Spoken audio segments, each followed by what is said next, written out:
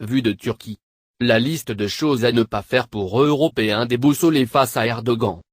Le journaliste en exil Cengiz Aktar déplore l'attitude des pays européens envers la Turquie, qu'il juge trop passive et trop silencieuse.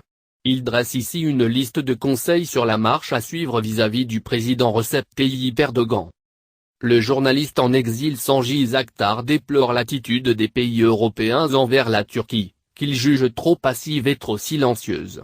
Il dresse ici une liste de conseils sur la marche à suivre vis-à-vis du président Recep Tayyip Erdogan. Le présent texte est destiné aux décideurs politiques et économiques ainsi qu'aux cadres bilatéraux et multilatéraux.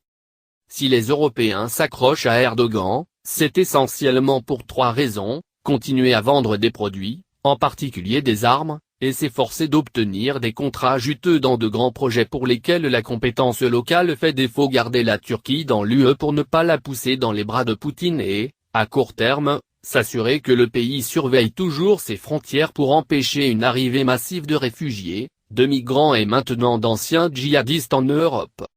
Pour voiler pudiquement le fait qu'ils continuent allègrement à faire des affaires avec le régime, ils se sentent obligés de calmer leur remords éventuel à propos du triste état des droits de l'homme en Turquie.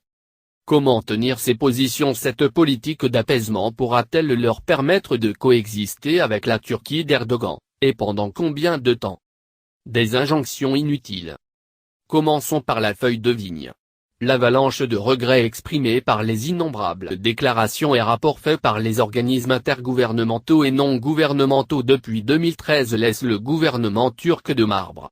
Les injonctions des Européens n'ont abouti à aucune libération de prisonniers ni à aucune rectification